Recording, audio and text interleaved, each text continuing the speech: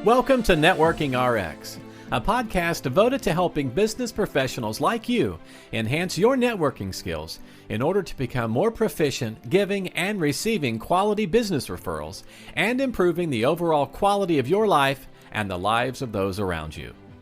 The Networking RX podcast is a production of AmSpirit Business Connections, an organization whose mission is to empower business success through networking. You know, I don't really have any huge, deep regrets in life. I have nothing I can really think of, but I can think of the one thing. Well, there's probably lots of things I would have done differently, but there's one in particular I would have done differently. I remember, it was probably maybe 2012. For those who don't know, I know Lewis Howes, and Lewis sent me an email. He was doing a master class or doing a program on podcasting. And I was like, oh, yeah, that's just, it's just one more thing. It's kind of like as a kid, I don't want to learn how to skateboard. I already do this. You can't get involved in too many things. And I didn't get into podcasting back then. And finally got into it in 2018. And I love it.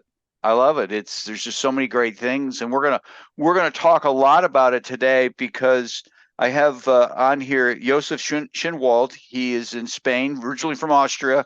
He's been to the States, but he's a podcast booking and guest strategist, podcast host himself, and founder of Podcast PR and Booking Agency. He's a guest expert. He's very talented in public relations, the media, marketing. And he's done things all over the world. He's been on 50 different television shows. To be honest, I'm a little nervous because it's kind of like I've got an expert on my podcast. I feel like this whole program is like taking a mirror and showing it to a mirror and seeing the reflections back and forth and back and forth and back and forth. But we're going to talk about podcasting and really the power of podcasting. One of the things I give all my guests some things to fill out. And one of the things he said that really jumped out at me is that podcasts aren't a trend. They're a tool. And that is a very powerful statement. Josef, welcome to the program. Hello, Frank. This is really a privilege to be with you. I'm so grateful because, there's so much to learn from you. You've written so many books and you're an expert in networking. And I believe it in also, of course, and particularly with the podcasting, the hosts, the clients I have, they go on podcast tours, right? They get interviewed from top level, high end podcasts, just like yours. And it's all networking, really. We do so many things together. I introduce them this way, you introduce the other way. And yes, that is a fantastic thing to be with you here in a conversation. How long have you been, I guess, at what point my epiphany was 2018. I need to get on this. When was your epiphany that I really need to kind of get into podcasting? Yeah, it was around that time also. Exactly. I have now 5 years, I think. Yeah, 5 years. Okay. Exactly. Okay. Yeah. So I wasn't the first one. I'm sure there are people already there longer into this, but I'm also very different, I would say, from regular. And you probably also, I don't run around with my headset on podcast expositions and fests, and I'm not identifying myself too much with it. I'm just a marketer. I'm an internet marketer. I like it a long time already. And I just see that there is this podcasting world where people get interviewed and can talk 40, 45 minutes. It's a great branding strategy because where else do you get to talk so long about your expertise? So people get hungry to know more and they want to go on your website afterwards. Where else? For certain businesses, brands, but mostly for solopreneurs, elite professionals, or just, authors of books, of course. And there are the list goes on, consultants, coaches. It's the perfect medium to get the word out. And if you have a great conversation with an excellent podcast who is professional like you and he asks pointed questions and all this, then that elevates the brand. So it is also very important, of course, that you really choose the right research and choose the right audiences and the right podcast hosts. It really comes together. then you have a wonderful experience. You can go up to 30. I have clients that go to on 30 podcasts in a year. That means, you're reaching hundreds of thousands, if not a million people. And that is just a wonderful thing, which didn't exist too long ago. And then, what you mentioned, something with me that I say, this is not a trend. It's a tool. I don't know anymore exactly when I said it, but I know for sure that it is something like radio, like newspaper, like television, like internet. Now we have AI. But these things, they don't go away. They find their proper place in society, in humanity, and then they stay. And the people who can use it the right way as a tool, they will be still successful with it. And for some companies, it will not be good. For others, it's great.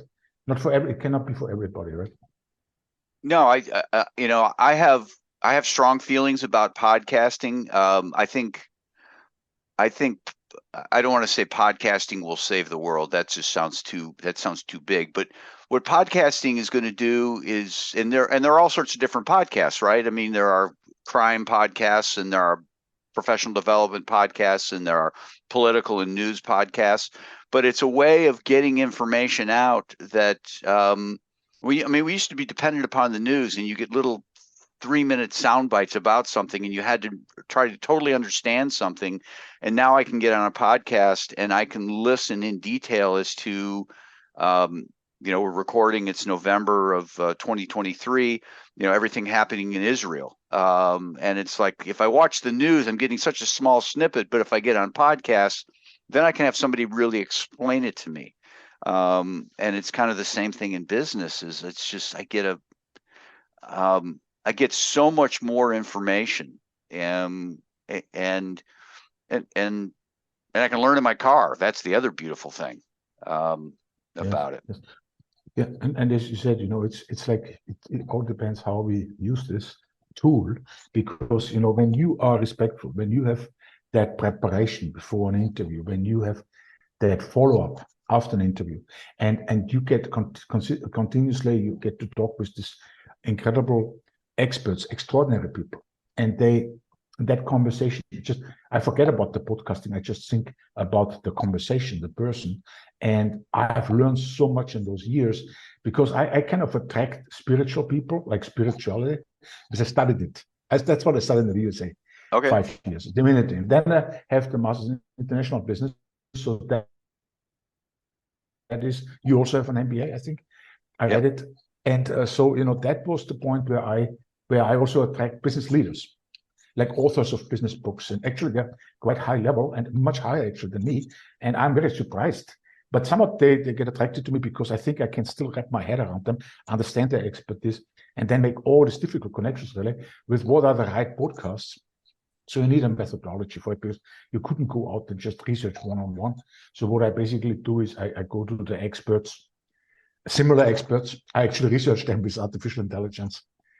I first really wrap my head around the expert, and then I go and find similar experts and why they are similar. I want to know that also. And then I look on which podcast they were on.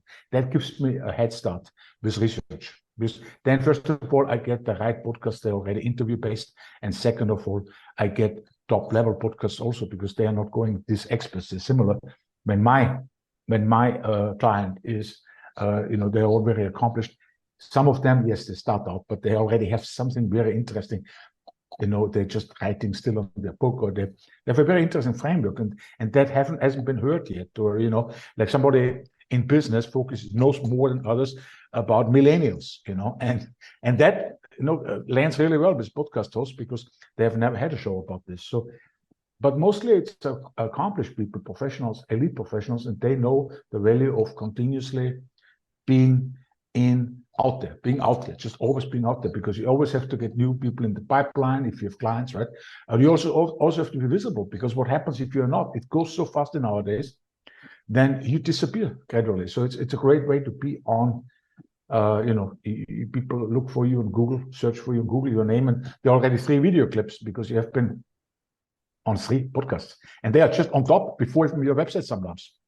Yeah, so it's very that. But ultimately, I have a few stories also for later if you want to, about really networking opportunities. What some clients of mine accomplished just by going on podcasts.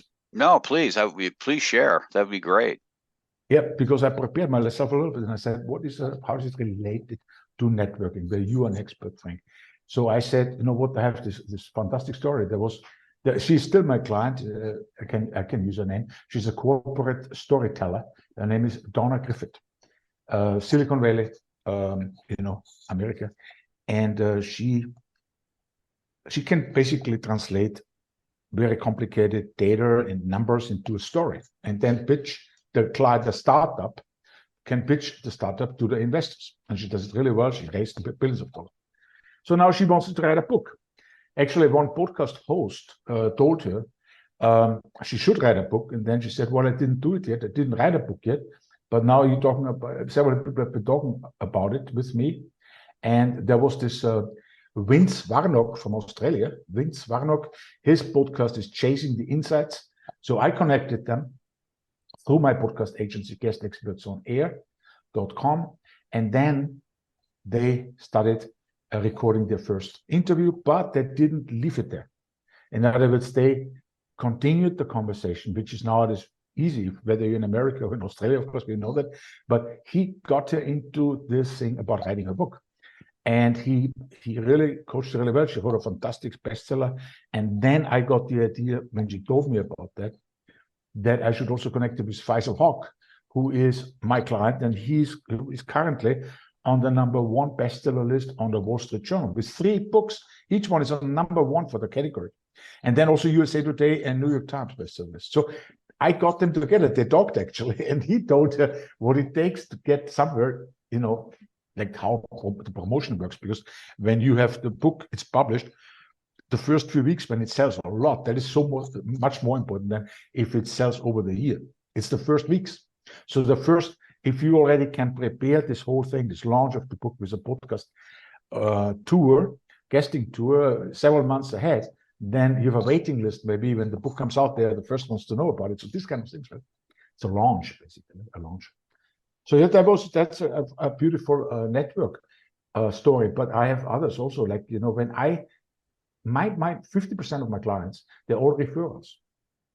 So how about networking there, right? I mean, I have this client, and there are several clients, they have bought me one after the other who want to also have a podcasting tour. I mean, that's pure networking. It's a wonderful thing. Yeah. And yeah, so these are kind of my stories. No, I think I tell people, and I get the question all the time, right? What do you get from podcasting? What does it do for you? And it's like, I can't point to something like, hey, you hit a drum, you hear a sound, right? I mean, it's not just direct like that.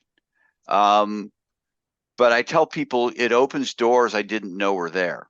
It's introduced me to people I didn't know were out there. It's introduced me to ideas I didn't know were out there. Obviously, as I'm podcasting, I'm providing value to the audience, which keeps them attracted to me. I'm providing value to the guests because I'm giving them a mouthpiece, which keeps them attracted to me. And then people are looking to reciprocate. And so it takes time. But I've sold franchises as a result of it. I've made all sorts of connections. It's fascinating what comes of it. And I'm a little shocked that more people who have launched books aren't on that campaign, aren't working with somebody like you, or whatever it is. They're trying to create awareness for a business. They're trying to raise money for some sort of innovation, some sort of technology. There's millions of podcasts out there that they could. Literally. Well, there are actually not so many, if you really analyze it, and the good one, you only come to a list of 40,000 active podcasts.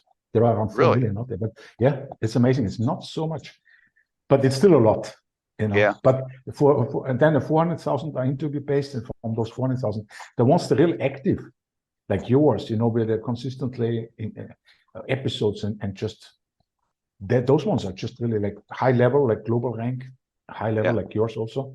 They're not so many, 40,000. And then you have lots, they're just influencer based. So the influencers, they are getting paid by somebody and they cannot take everybody. Joseph Schindler, I'm sorry, you know. And then there are those who are, who are just very in-house, like big consulting firms. They interview their clients or their own consultants. They don't want a client of mine because it's just a competition and forth. But there are still, it's such an abundance. When I do this thing with finding the similar experts, and then I look where they have been on, similar experts to my client, which I research and I look where they have been on which podcasts. I can tell you there is abundance out there. There's endless. I can get every year. I can get them 30 fantastic podcasts. What I say, coming back to what you said earlier, I mean, it's when you have a framework, and there are a lot of intelligent people out there, introverted and very intellectual, but they have that fear of public speaking, and that is a big fear. And some people say it's a very, we underestimate it, but it's quite a big fear.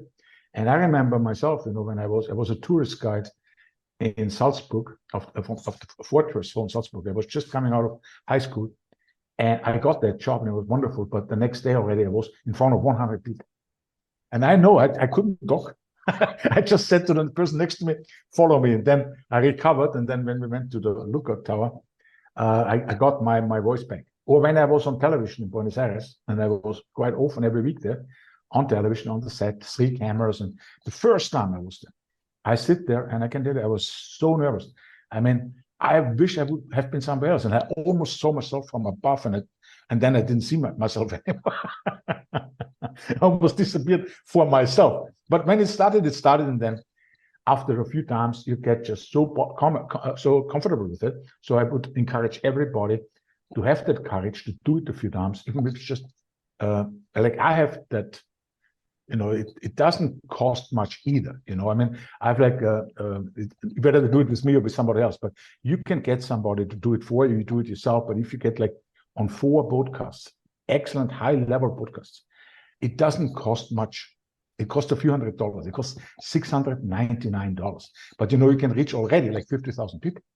But you have to start, and then you want to do it more and more and more, because you see, what? I have always people in my pipeline.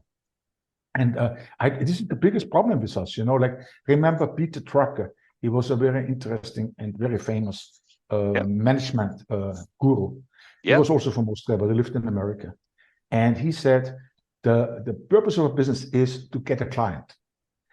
Marketing, he said, is one quote, basically. Marketing is the only thing, marketing and innovation, which is not an expense, it's an investment.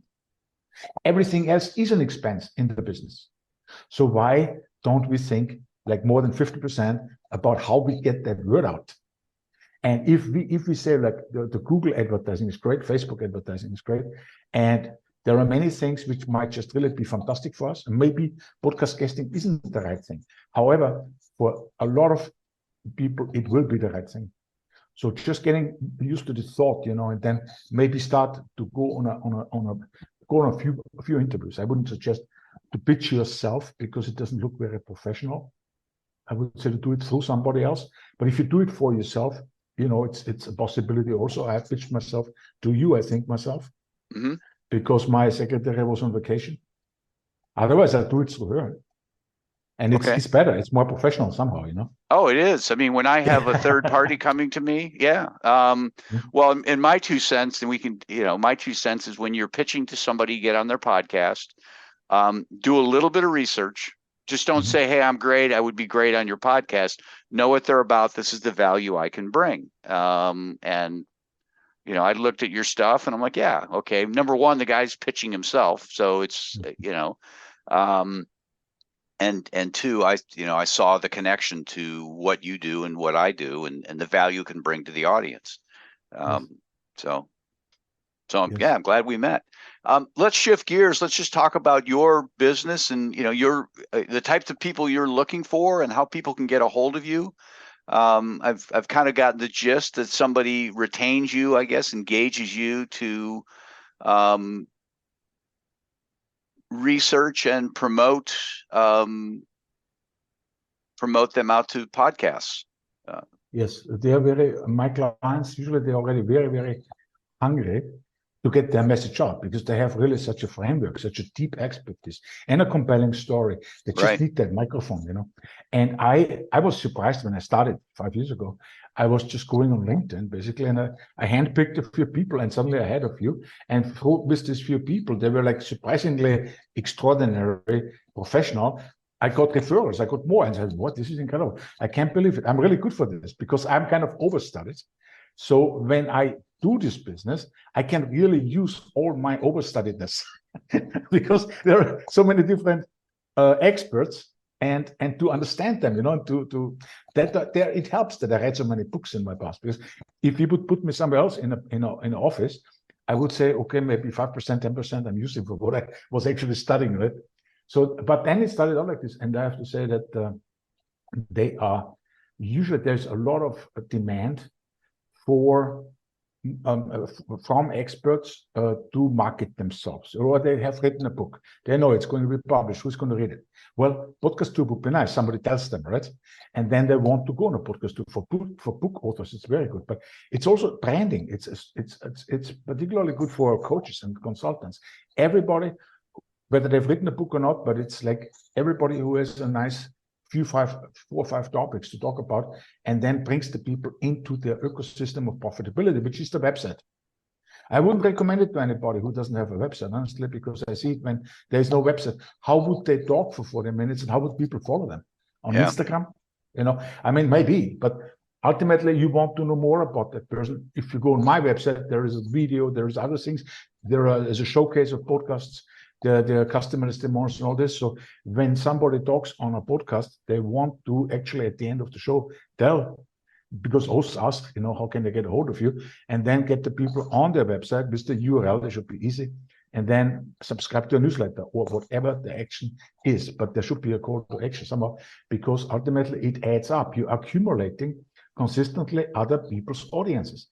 So if you do 3 podcasts a month, I think the mathematics is right. You should get over 30 podcasts a year, right? Yeah. If a podcast has 5,000, 10,000 listeners, and they are not immediately showing up, but sometimes people, they because of the topic, they Google something and they find it, or they get away of it to another way. But the podcasting network in itself is a huge marketing machine. It works by itself. I mean, you have all these platforms where your podcast recording goes out, maybe 12, at least 15, right? And then from there are subscribers everywhere. So, you don't have to do anything literally for that.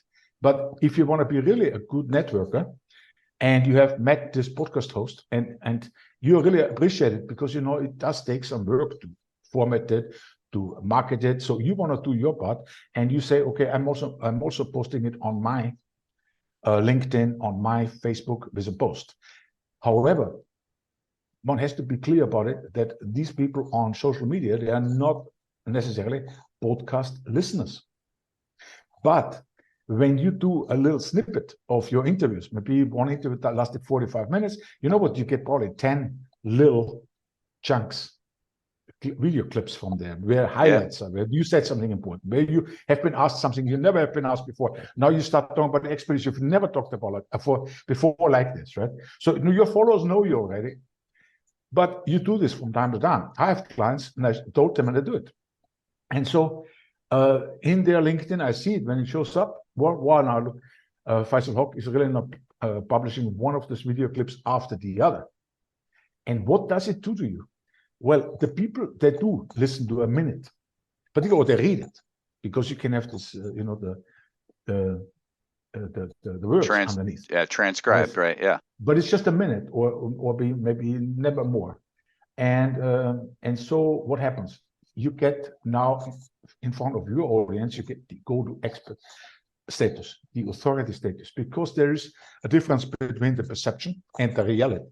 The reality is that all of them, like even the most famous ones, particularly those, they go to an agency. It's not that expensive, right? It's a marketing expense, but it's even not so expensive like any other advertising. I find it's inexpensive, the whole thing. If you pay $200 for an interview, $200 for an interview, and you get a real good one, where some 10,000 people listening in, it's like totally cheap. inexpensive. Yeah. But they do it. They get pitched by an agency. And every week, every month, let's say they have 3-4 interviews. And what happens now, they are really like, now the perception is that when they put this on their social media platform, or when the people see it or listen to it, like most often it's also put on YouTube, right? The interview.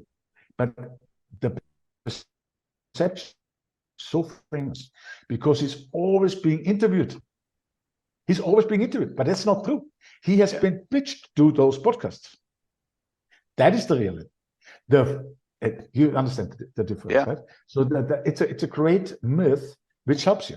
It helps you because when you have so many podcast appearances and you have it also on your website and all this, you don't lie. People think, they assume that you have been interviewed because you are such an expert on that topic. You're such an authority on that topic. That's branding, because then people, they remember what is branding? When nobody's in the room, those who remember, exactly. I don't know if I said it the right way now, but basically.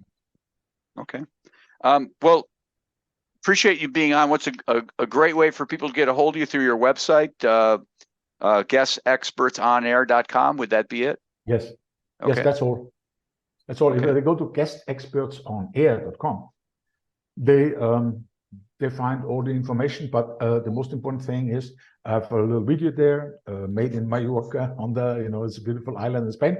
But that is secondary, where I explain a little bit my differentiation and what I will do and all this. And then next to this video, it's called No More Roll the Dice, because I differentiate. I don't want to put people on average podcasts. The average podcasts are important too, but not for my clients. So I then let them book a meeting. And it's easy, and we can talk half an hour. It's a strategy session. It's free. It doesn't cost anything. And I can explain more how a podcast guest interview would benefit them. But I usually just listen in what they want to accomplish, because I don't usually, never actually, not 99%. I never go into some trying to convince somebody it's good, because when they come to me, they know that it's good. Yep, that's good. Well, I appreciate your time today, Josef. This has been, it's always fun. Yes, Frank, it was nice. And we keep in touch, we stay in touch. And thank you also for your referral. I just saw you sent me a referral. I made already via email, and I made already an appointment with him. So that works just like a clock with you, with this networking. I think you do it like from the hip, like shooting from the hip. It's just a natural element of yours. Well, nice to meet you, Frank. Nice to meet you. Thanks for joining us on the Networking RX podcast. Please put what you've learned into action today, and let us know if you have questions, comments, or ideas for future topics. You can email them to us at podcast@amspirit.com. That's AmSpirit.com. Finally, so you never miss an episode, be sure to subscribe to the Networking RX podcast through iTunes, Overcast, or however you receive your podcasts. Now get out and network with someone. The Networking RX podcast is the copyright production of AmSpirit Business Connection. All rights reserved.